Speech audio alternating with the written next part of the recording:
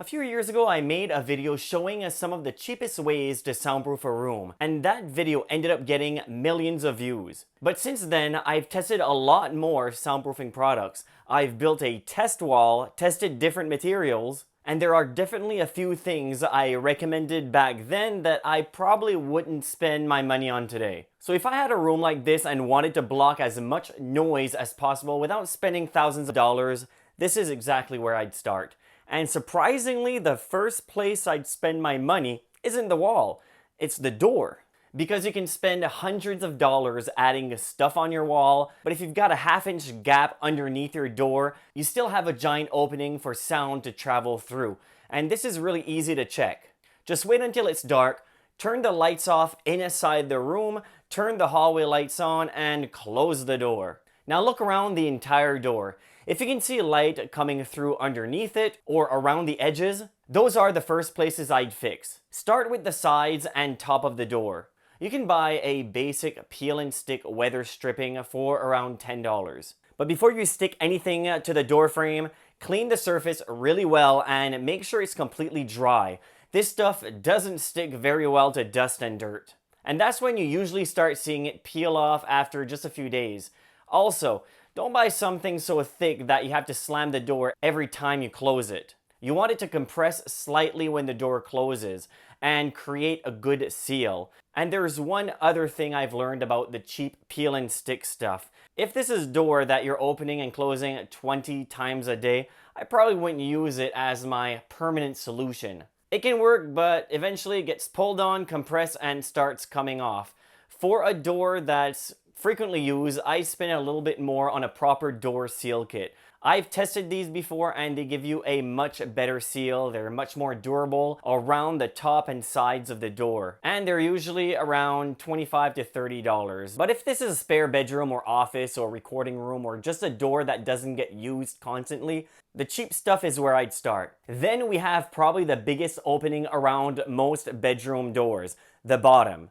And this is where I'd spend another $10 to $15 on one of these. A U-shaped door sweep. These just slides underneath the door, so there's usually no drilling, no screws, and you can cut it to whatever size you want. But there is one thing you need to think about before completely sealing the bottom of any door inside your home, and that's airflow. That gap underneath your door can actually be part of how air moves through the room. If your bedroom doesn't have its own dedicated return air vent, some of that return airflow might be relying on the gap under the door. Now there's one more cheap thing I'd check before moving away from the door. Look closely around where the door frame meets the wall. If you have a visible crack or gaps, seal them. And this is where acoustic sealant can be useful. The important thing isn't necessarily that the tube has the word soundproof written on it. What's more important is that the sealant says flexible. The doors, the frame, and the house itself moves and shifts. So you don't want something that's going to dry rock hard and crack 6 months later and leave you with another little opening. And what's nice, you don't need a lot of this stuff. We're just looking for actual gaps. And I'll have links in the description below for everything I recommend in this video. Now there's one more tricks I've shown before and it still works. A moving blanket. If you have a really lightweight hollow core door, hanging a heavy moving blanket over it can help because you're adding some mass and absorption over a very weak part of the room. You can usually buy moving blankets pretty cheap and they're completely removable. But here's what I'd change from my older recommendations. I wouldn't start here. I'd seal the gaps first, because I'd rather spend $20 sealing the perimeter and the bottom of the door than spend that same $20 hanging a blanket over a door that still has a giant opening underneath it. Now, I know what some of you are probably thinking. A moving blanket hanging over a bedroom door isn't exactly the nicest thing to look at. Well, I've actually tested another cheaper option from Amazon that looks a little bit better than a moving blanket. It's basically a sound absorption door panel that covers the door. The one I tested was around $25, and in my test it reduced the noise by a couple of decibels. So we're not talking about some massive difference, but it did make a measurable difference, and for around $25,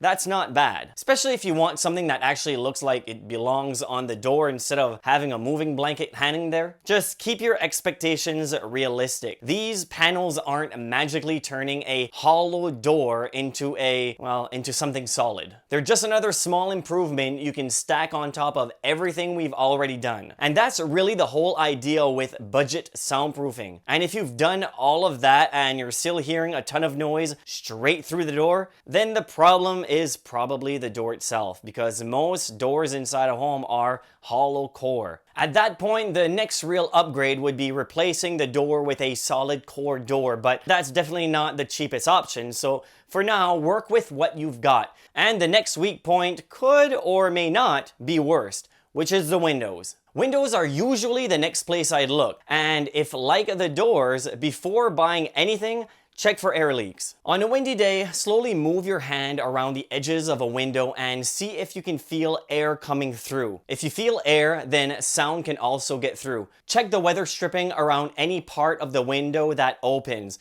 If it's old, flattened, cracked, or missing, replace it. Window weather stripping is cheap, and sometimes you're fixing an air leak and a noise leak at the same time. Then check around the actual window frame. If you've got small cracks where the window frame meets the wall or trim, that's another place where flexible sealant can help. Now, what about curtains? Because this is probably one of the most common questions I get. Do soundproof curtains actually work? And a lot of places they call them soundproof, but they're not really soundproof, they're more sound deadening, and yes, they do, but probably not as much as you would think. I've tested different curtains, blackout curtains, cellular shades, and other window coverings over the years. Yes, they can certainly help. But if you're expecting to hang a curtain and suddenly not hear the traffic outside, you're probably going to be quite disappointed. Where these products works a lot better is by absorbing the noise inside the room. You're covering a big, hard, reflective surface with a soft material, so you can reduce some of that reflections and echo. And depending on how thick and heavy the curtain is, you might also get a small reduction of noise coming through the window. But we're usually talking about a small improvement, so if you're buying curtains anyway, absolutely buy something thick and heavy. And also, make sure they're wider and longer than the actual window to get a better seal around it. And if possible, I prefer one large continuous panel instead of two panels that meets in the middle. That removes another opening right in the center. Another option I've actually tested recently is cellular shades. And these are interesting because you've got those little honeycomb shaped air pockets inside the shades. They work really well for blocking light and helping insulate the window. And in my sound test, I did get a small measurable reduction in noise. It was only around 2 decibels in my test, but that's still measurable, and if you're already looking for blinds or shades anyway, getting something that not only blocks light, it also adds insulation and gives you a little bit of noise reduction, that's not a bad deal. I just wouldn't buy them specifically expecting them to soundproof a room. Now, if you don't care what the window looks like, hang a thick moving blanket over the entire window and make sure it overlaps the window frame. And if you really want it to work as well as possible, don't just hang it loosely from the curtain rod. You want to reduce the gaps around it. Industrial Velcro around the perimeter is one cheap way of doing that while still making it removable. But there's something I'd spend my money on before buying any type of fabric, and that's a window plug. If the window is one of the main source of noise in the room, this is probably one of the best DIY project you can do for the money. I've built these before, and the basic idea is really simple. Measure the inside of the window opening and build something that fits snugly inside it. You can use a piece of MDF or plywood as the heavy layer, rigid foam to help fill the depths. The weather stripping is important because when you push the plug into the window opening, you want it to compress slightly and create a tight seal around the edges. If this was a bedroom where I was trying to sleep during the day, I spend my money here long before spending them on soundproof curtains. So at this point, we've taken care of 2 giant openings inside most rooms, the door and the windows, but there are a bunch of much smaller holes in your wall that most people completely forget about. And fixing some of those cost almost nothing. Take a look at the outlets and light switches on the wall where most of the noise is coming from. Because every one of these is basically a hole cut into your drywall with a plastic or metal box sitting inside it. And sometimes there's a surprisingly large gap around that box. But before doing anything, shut off the breaker to the outlet or switch you're working around and verify the power is off. Then remove the faceplate.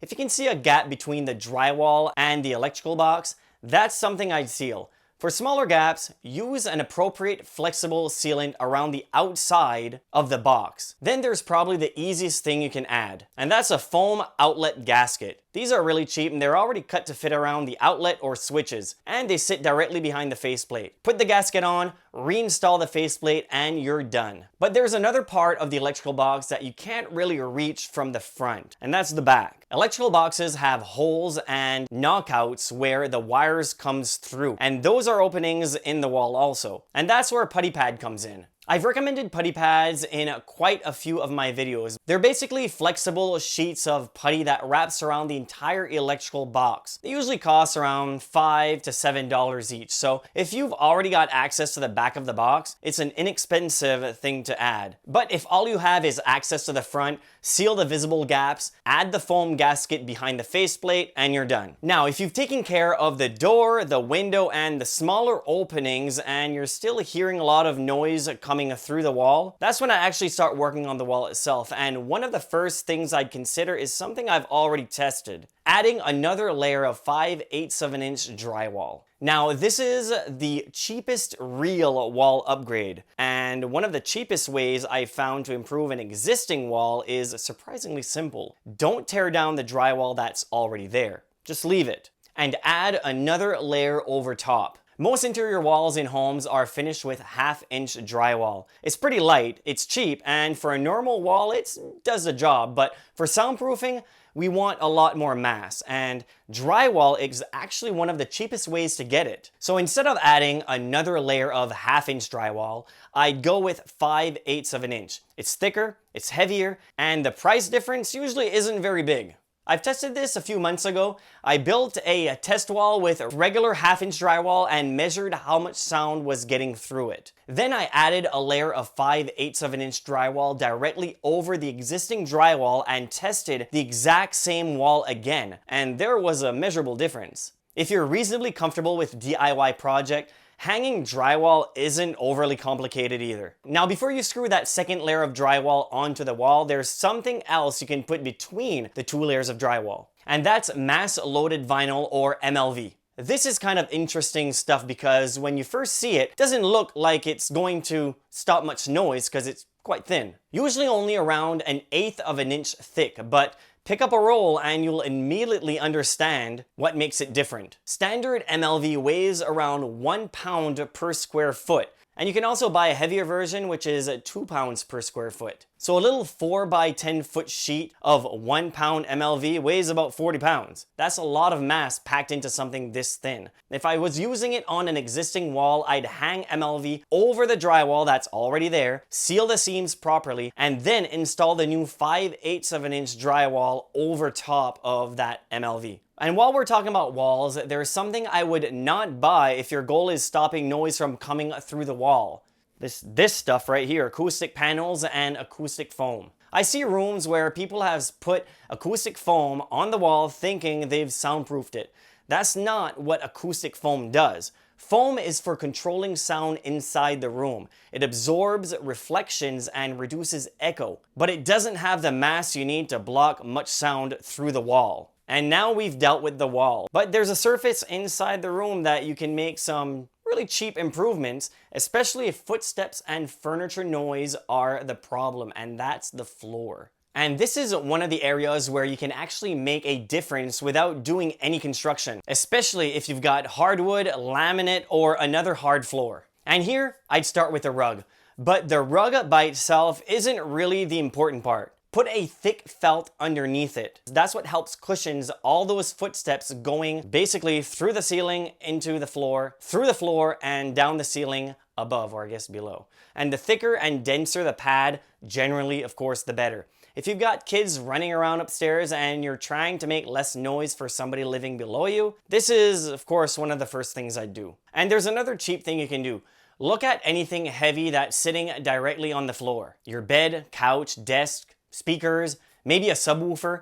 Put rubber isolation pads underneath the contact point. They're cheap and you're creating a soft break between the object and the floor instead of having it sitting directly against the floor. For speakers and especially subwoofers, this is something I'd absolutely do. So I wouldn't go around spending hundreds of dollars for rugs if you're the one hearing the people below. But if you're the person upstairs trying to make less noise, a rug is where I'd start. Now, if you're the person downstairs hearing the people from upstairs, that's the footstep noise. How to take care of that? Well, there's not really a cheap way to do it. And a lot of places that they'll tell you, add acoustic foam, acoustic panels onto the ceiling, and that will magically make that noise go away. That doesn't work that way. Impact noise, you have to make a break between the studs and the ceiling. So when those vibrations comes through the floor, down through the studs, and into the ceiling, down to the room below, that's where you want to make that break. So how you do that is by, well, you'll have to remove the ceiling and add something called isolation clips and hat channels. You install these directly on the joist, add the hat channels into the clips, and then you screw the drywall directly onto the hat channel. Now you have a separation, a clear separation between the joist and the ceiling. I'll put a link in the description below of a video where I go much more deeper into details because this is not really a cheap budget thing, so I'll keep it for that video. Now, what do you think? What type of noise are you trying to soundproof? Leave me a comment in the comment section below if you want to know a little bit more on how to soundproof a room with a bigger budget. Increase your budget to, let's say, a few $100s. The video right there will show you how. Thank you very much for watching. Until next time, assuming you subscribed.